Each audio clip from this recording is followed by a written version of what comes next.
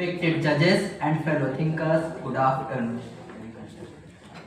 We live in an era where we have guided missiles but misguided men.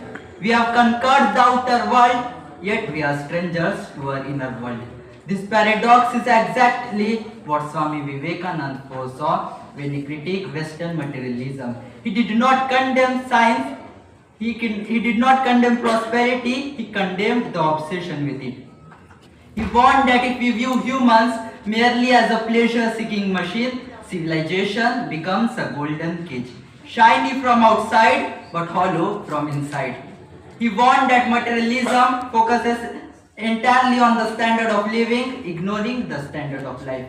We have more degrees but less sense. We have bigger houses but smaller families. We have advanced medicines but poor health. This is not development, this is destruction disguised as progress.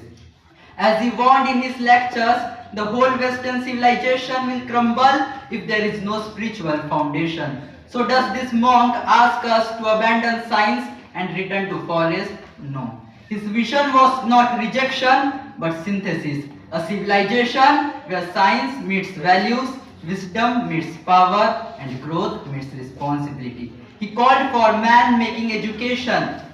He did not want us just to be a worker, he wanted us to be a complete human being. As he declared, the muscles of iron and the nerves of steel, inside which dwells a fearless mind.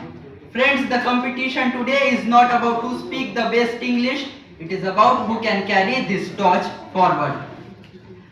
We must master AI and algorithm, yes, but we must also master anger and anxiety. We must build startups, yes, but we must also build character. At last, I just want to say, arise, awake and stop, not till the goal is reached.